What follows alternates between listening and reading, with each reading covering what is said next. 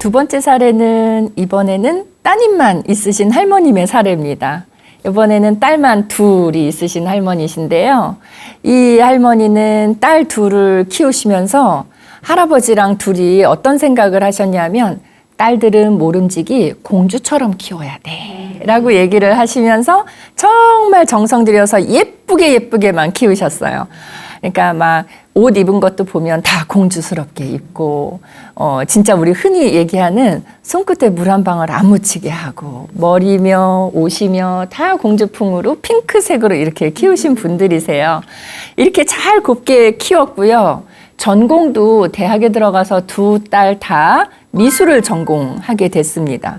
그러니까 예술 성향도 갖추고 했는데 그 딸 둘 중에 큰 딸하고 작은 딸이요. 많이 외모부터 뭐 성품까지 다 대조적이에요.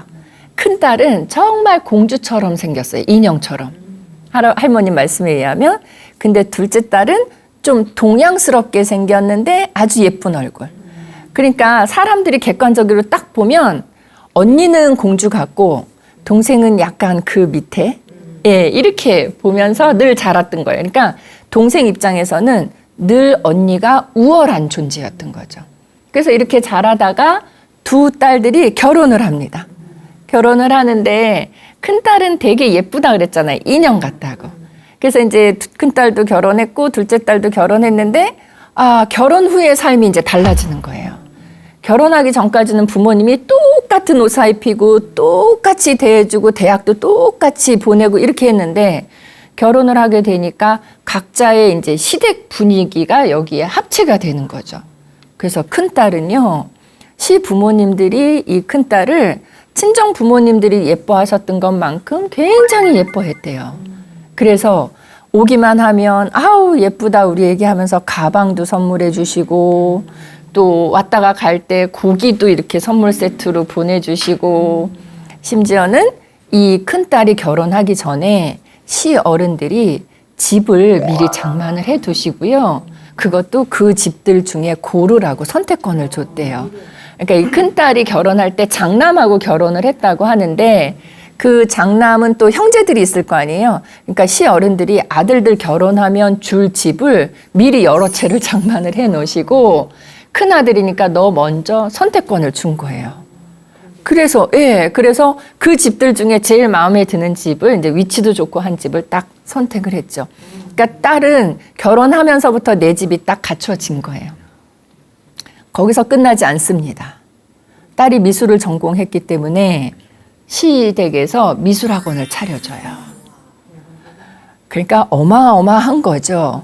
그러니까 큰 딸은 어려서부터의 삶을 계속 유지하면서 지금도 공주처럼 살고 있는 거예요. 자, 근데 둘째 딸은 어땠을까요? 결혼을 되게 못한 건 아니에요. 그냥 평범한 집에 결혼을 한 거예요. 근데 언니가 워낙 뛰어난 집안이랑 결혼을 해놔놓으니까 이 비교에서 밑에 위치를 차지하게 된 거죠. 작은 딸은 둘째 딸의 시댁은 지방에서 농사를 짓고 있는 집안이라고 얘기를 합니다. 그러니까 뭐 특별하게 별도로 지원을 해주기는 어렵고 그냥 우리 일반적으로 명절에 가면 막 이렇게 정성스럽게 어머니 손맛 음식 싸주고 이런 거죠. 근데 선생님 좀 인상 쓰고 계시는데 왜냐하면 이것만 해도 우리 훌륭하지만 큰딸 얘기를 먼저 들었기 때문에 그렇죠? 그러니까 이제 작은 딸은 어떻게 보면 성품들이 다 좋으니까 표현은 안 해도 은연중에 언니 미치다 나는 좀 위축된 그런 모습을 보이는 거죠.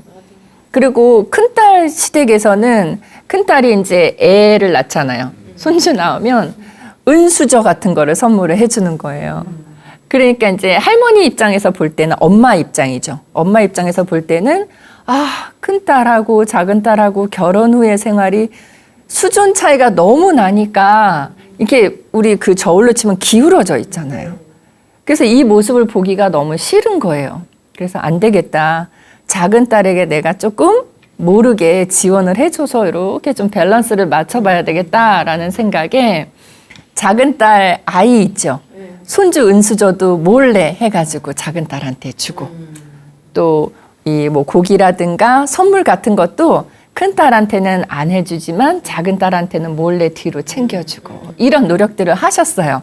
근데 이거를 어느 순간 할머니는 계속 해왔는데 작은 딸이 이 엄마가 선물 주는 거를 받을 때에 작은 딸의 표정을 어느 날 딱 봤는데 할머니 마음에 이게 딱 박혔어요. 그 표정 하나에서 다 읽힌 거예요.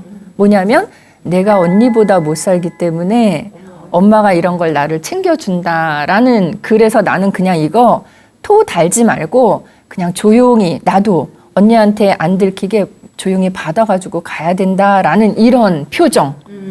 근데 좀 미안한 표정도 있고 내가 이런 상황이구나라는 표정도 있고 씁쓸한 표정도 있고 그 많은 표정을 할머니가 어느 날 딱 보면서 딱 느끼셨던 거예요.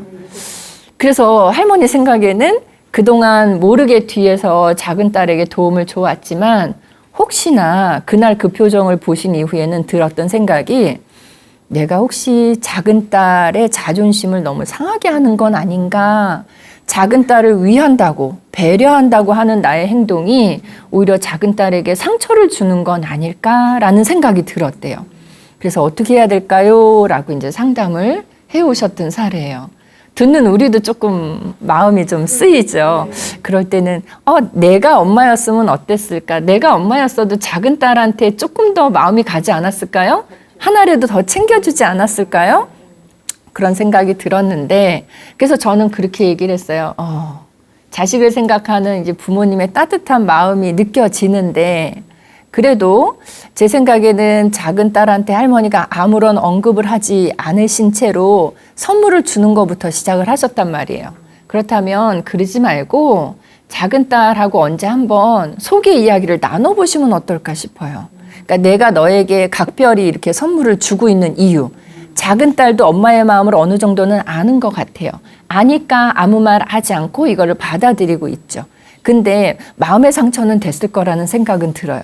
그래서 할머니가 작은 딸하고 이야기 나누실 때 나는 사실 이러이러한 마음에서 너를 조금 더 각별히 생각하고 너한테 이렇게 조금 더 챙겨주고 싶은 마음이 생겼어. 그래서 내가 뭐 하나라도 생기면 너를 갖다 주게 되고 계속 이렇게 됐던 건데 혹여라도 나의 행동으로 인해서 너가 상처를 받았을까 싶어서 나는 상처받지 않았으면 좋겠지만 너는 또 달리 생각할 수도 있을 것 같아서 오늘 이 자리를 마련해서 내가 나의 진심을 얘기를 하고 싶었다라고 솔직하게 얘기하시면 어떨까 싶어요. 왜냐하면 사람의 진심이라는 건요, 정말 진심일 때는 그대로 전달이 되거든요. 그러면 작은 딸도 할 얘기가 있을 것 같아요, 이거에 대해서. 그래서 저는 그렇게 얘기를 하고 그 다음에 또 하나 덧붙이시자면 내가 지금은 너를 자꾸 챙겨주잖아?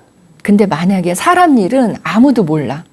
나중에 만약에 언니가 그 형부가 사업을 하고 있지만 형편이 어려워지게 되면 나는 그때는 너를 챙기지 않고 언니를 좀 도와주지 않을까 싶다.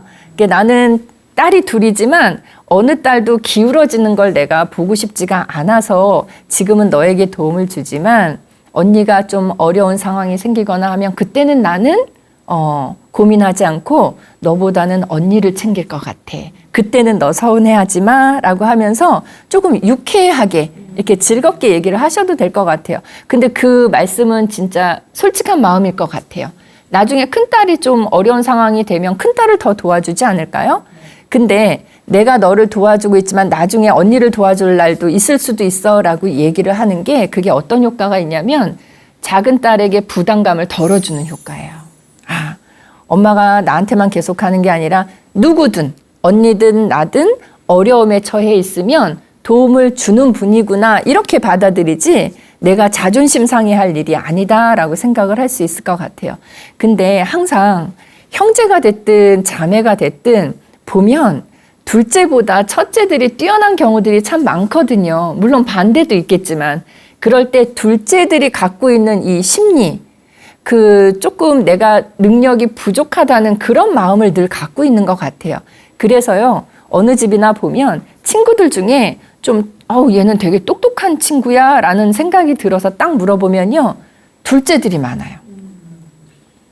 왜냐하면 둘째들은 태어났을 때 생각해 보세요. 이미 나보다 능력이 있는 사람이 하나 있어요. 나는 이제 막 태어나서 걷지도 못하고 한글도 모르고 아무것도 모르는데 한글도 쓰기도 하고 잘하고 말도 잘하고 뛰기도 하는 형아가 한 명 있는 거예요. 언니가 한 명 있는 거예요. 그러니까 나는 저 사람하고 경쟁을 해서 내가 살 길을 찾아야 되겠다라는 그런 심리가 둘째들한테는 있대요. 이거 이제 학문적으로 얘기를 해도 아들러라는 학자가 출생 순위에 따라서 사람의 성격이 어떻게 달리 형성되는지를 얘기할 때 둘째의 심리를 얘기를 하거든요. 그래서 둘째들은요, 경쟁 심리가 강하대요. 둘째들이요, 평생 동안 제일 많이 꾸는 꿈이 뭔가 하면은요, 달리기를 하는 꿈을 그렇게 많이 꾼다고 합니다. 제가 예전에 받았던 상담 중에 하나는요, 형하고 형제만 있는 집이었는데 그 둘째가요, 이랬대요. 할머니 말씀에 의하면 형이 고등학교를 가고 둘째도 고등학교를 결정을 해야 되는 시점이었는데 둘째 보고 넌 어느 고등학교 가고 싶니? 그랬더니 둘째가 하는 말이 형 간 데 빼고 다. 형이 가 있는 고등학교만 아니면 나는 어디든 괜찮아. 이렇게 얘기를 했대요. 근데 그때까지 이 둘째는 형에 대한 어떤 그런 마음을 한 번도 표현한 적이 없는데 고등학교 들어가는 시점에서 그때서야 할머니가 알게 됐다는 얘기를 하시면서 형제들 간에는 이런 미묘한 경쟁 심리가 있구나. 겉으로는 좋아요. 근데 이게 속도 서로 싫어한다는 개념이 아니라 속으로도 화기애애하게 지내면서도 약간의 경쟁 심리는 갖고 있는 것 같아요. 이 댁에 지금 따님만 둘이고 큰딸이 그래서 미술학원 경영하고 있죠. 근데 둘째 딸은 그 미술학원의 선생님이에요. 그러니까 자매 간에도 관계가 좋은 거예요. 좋은 가운데서도 경쟁 심리는 있는 거예요. 그러니까 여기서도 보세요. 언니는 대표가 되어 있는 거고 학원 원장님이시고 나는 학원에서 아이들을 가르치는 선생님인 거예요. 그러니까 여기서도 또 언니 밑인 거예요. 결혼 생활에서도 언니 밑. 자라면서도 계속 둘이 같이 엄마가 데리고 다니면 사람들이 언니한테만 달려와서 어머 어쩜 이렇게 인형처럼 생겼어? 이렇게 얘기했던 사례. 그러니까 이 둘째 딸은 항상 언니에게 밀리는 그런 존재라는 생각을 계속 갖고 사니까 엄마로서 왜 그 마음을 모르겠어요. 그러니까 계속 챙기게 되고 계속 마음에 쓰이고 그러는 것 같아요. 저는 이제 노인복지를 하고 노인 상담을 계속하면서 어떤 생각을 하냐면 옛날 어르신들 말씀이 자꾸 떠올라요. 때때로 그 상황에 맞는. 그래서 왜 어르신들이 그랬잖아요. 야, 10손가락 깨물어봐. 안 아픈 손가락 없어. 라고 말씀하시는데 그 유난히 아픈 손가락이 있대요. 다 아프지만 깨물면 다 아프지만 더 아픈 손가락이 있대요. 그래서 어르신들은 더 아픈 손가락에 마음이 가시게 되는 것 같아요. 그래서 저는 이 댁은 따님만 두 분 있는 집이어서 대부분 따님만 있으신 어르신들은요, 행복해 하세요. 근데 이 상담을 하신 할머니도요, 할머니라고 제가 표현을 하지만 상담센터에서 만났을 때 너무 예쁘세요. 그래서 따님들을 보지는 않았지만 큰따님이 예쁘다고 사람들이 그렇게 인형처럼 예쁘다라고 칭찬을 한 이유를 알 수 있을 것 같았어요. 할머니를 닮았으면 분명히 이렇게 생겼겠구나라는 생각이 들고 할머니가 상담을 하러 오셨는데 예쁘기도 하시지만 이 옷 입은 거나 뭐 이렇게 그 액세서리나 가방 들은 거나 머리 스타일 이런 걸 다 보니까 딸들이 있는 집의 어머니 같은 느낌이 확 들었어요. 이거 다 딸들이 같이 가서 쇼핑하면서 사주는 거거든요. 또는 어머니가 산다 해도 쇼핑 자체를 혼자 하지 않아요. 딸들하고 같이 하니까 딸들의 문화가 어머니 몸에 그대로 배어있는 느낌이 들어서 딸이 있으신 어르신들의 모습은 이런 모습이구나라는 생각을 해봅니다. 그래서 딸 있는 어르신들하고 복지관에서 아들만 있으신 어르신들하고 만나시면 그렇게 싸우시나 보다라는 생각을 해봤습니다. 저 언젠가 딸만 둘 있으시고 아들만 둘 있으신 어르신하고 식사한 적이 있거든요. 근데 이쪽에 계신 이번에는 딸만 둘 있으신 어르신이 아니라 아들만 둘 있으신 어르신이 먼저 자랑을 하셨어요. 식사를 하는데 공교롭게 이렇게 앉으시고 저 이렇게 앉아서 식사를 하는데 아들이 있으니까 든든하다라는 말씀으로 시작을 하셨어요.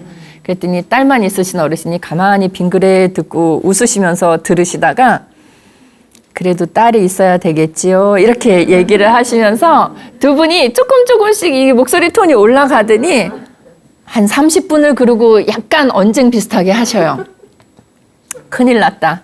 난 이거 지금 중간에 껴서 밥이 일로 들어가는지 절로 들어가는지 모르겠다라고 생각을 하면서 밥을 먹고 있는데 제가 해결을 해드려야 될까라고 고민하는 순간 해결이 됐어요.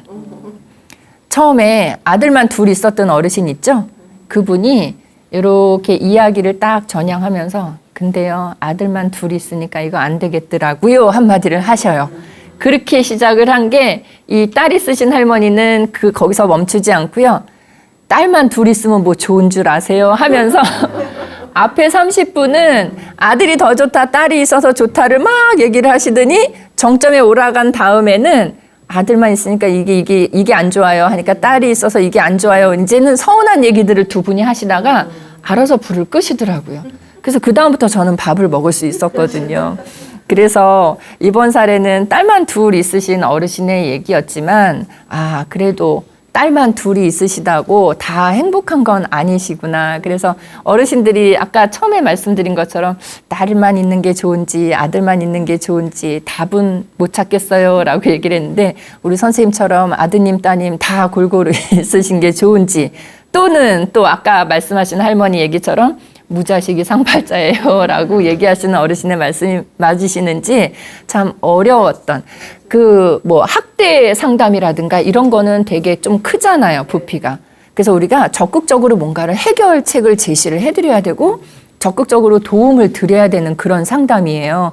근데 오히려 그런 상담을 받는 게 해결하는 데는 좀 수월합니다. 이렇게 잔잔하지만 어떤 속을 우리가 이렇게 보듬어 드려야 되는 그런 상담이 오히려 상담하는 입장에서는 조금 더 어려운 상담이 될 수 있는 것 같아요. 자, 이 사례 따님들의 생활 수준에 차이가 있어서 고민이 되신다는 할머니의 사례였습니다. 할머니가 지금은 작은 따님을 많이 도와드리고 있지만 앞으로는 큰 따님에 대한 마음도 조금 표현을 해주셨으면 좋겠어요. 물질적인 거, 경제적인 부분은 작은 따님에게 도움을 드린다 해도 은연중에 큰 따님이 이걸 알고 있을 수도 있거든요. 시간이 오래 지나다 보면 눈치도 챌 거고 또 알게 되는 타이밍이 올 수 있어요. 그래서 큰 따님에게도 물질적인 거는 부족하지 않게 산다 해도 어머니로서의 이런 따뜻한 마음은 자주 표현을 해주시면 나중에 서운함이 없지 않을까 하는 그런 생각을 가져봤습니다. 두 번째 사례 보시면서 혹시 궁금한 점 있으시면 질문 주시면 답변 드리겠습니다. 말씀하시죠. 주변에서 보면요, 자식들이 조금만 차이가 나도 해주고 싶은데 나눠달라고 하는데 부모 마음에는 아무래도 형편이 어려운 자식에게 조금 나눠주는 게 더 좋을 것 같은데 어떻게 생각하십니까? 이게 자식들에게 이제 보면은 공평하게 줘야 된다라고 우리 복지관에서 많이 배우시거든요, 어르신들이. 어느 자식한테만 몰아주시면 나중에 큰일 납니다. 이렇게 이제 배우시는데 선생님 말씀은 그래도 조금 형편이 어려운 자식이 있다고 하면 그 자식에게 더 도움을 주는 게 좋겠습니까? 라는 질문이셨던 것 같아요. 이것도 역시 공식적으로는 그렇게 안 하셨으면 좋겠고요. 비공식적으로는 조금 더 마음이 쓰이니까 더 도움을 주시는 것도 괜찮을 것 같아요. 근데 이거를 공식적으로 내가 갖고 있는 거를 어느 한 자녀에게 더 준다라고 하면 다른 자녀 입장에서는 나중을 생각하면 이 어르신을 내가 모셔야 된다는 부담감에서 조금 벗어날 수가 있어요. 그러니까 셋째 동생한테 엄마가 다 몰아줬어? 그럼 나중에 엄마는 셋째 동생이 모시겠지, 이런 마음을 갖게 된대요. 물론 우리가 노인된 입장에서 보면 나중에 나이가 더 들더라도 자녀의 돌봄을 받지 않고 내가 독립적으로 살아가는 게 제일 중요한 일이죠. 근데 살아갈 때 돈이 제일 중요한 건 아니지만 필요한 부분이기는 하거든요. 근데 이거를 어느 한 자녀에게 몰아줬다고 하면 다른 자녀들이 또 서운해할 수도 있는 부분이었어서 좀 형편이 어려운 자녀 있을 때는 그렇게는 말씀하실 수 있을 것 같아요. 내가 너희들 누구든 많이 어려울 때는 크게는 못 도와줘도 조금씩은 도움을 줄 수 있지 않을까? 뭐 이 정도 얘기하시면서 많이 어려울 때만 조금 손을 보태주시면 좋을 것 같다는 생각이에요.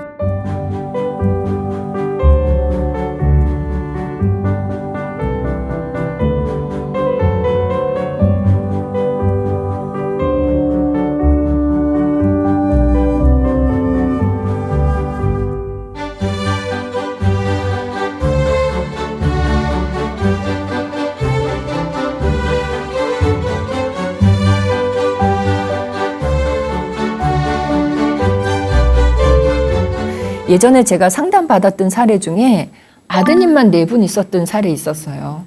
근데 이 할머님이 첫째, 둘째, 셋째한테는 많은 이제 도움을 줘서 대성공을 했고요.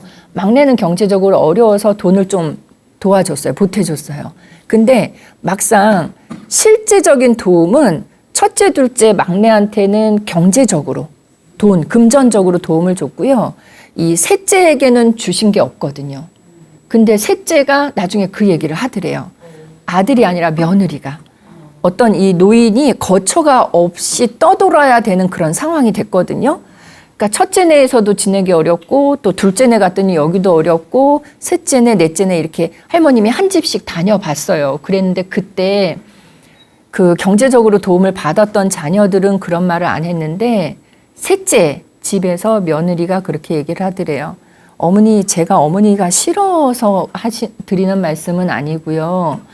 왜 형님들하고 막내 서방님 댁에 그렇게 많이 도움 주셨는데 거기서 같이 못 사시고 우리 집에서 이렇게 사시려고 하세요라고 약간 그런 표현을 하시는데 저는 상담하면서 그런 얘기를 들었을 때 셋째네 입장에서는 또 그런 말을 할 수도 있겠구나라는 생각이 들었어요. 그러니까 부모가 자식들한테 줄 때의 마음하고 자식들이 내가 받았어, 내가 못 받았어 라고 생각할 때 그 서운한 감정은 또 부모가 생각하지 못했던 감정을 가질 수도 있을 것 같거든요. 그래서 형편이 어려운 자녀라 해도 드러내놓고 막 거하게 크게 도움을 주기보다는 그냥 내가 조금 용돈 차원에서 줄 수 있는 정도에서 조금 보듬어주는 토닥토닥 해주는 정도로 도움을 주는 정도로만 해주시면 좋을 것 같다는 생각입니다.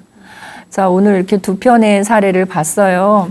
아들 사례, 딸 사례 이렇게 봤는데 사실 우리가 살다 보면 가치관의 초점을 어디에 두느냐에 따라서 그 이후의 생활이 달라지는 것 같아요. 그래서 가치관의 초점을 어디에 두느냐에 따라서 또 우리가 어떨 때 행복해지는가 하는 행복의 조건도 달라질 것 같거든요. 그래서 사례들을 통해서 선생님들은 내가 어떻게 살아가면 더 행복하게 살아갈 수 있을지에 대해서 또 생각을 해보는 기회가 됐으면 좋겠습니다. 오늘도 준비한 사례는 여기까지고 함께 해주셔서 감사합니다. 다음번에도 또 새로운 사례 준비해서 찾아뵙겠습니다. 감사합니다.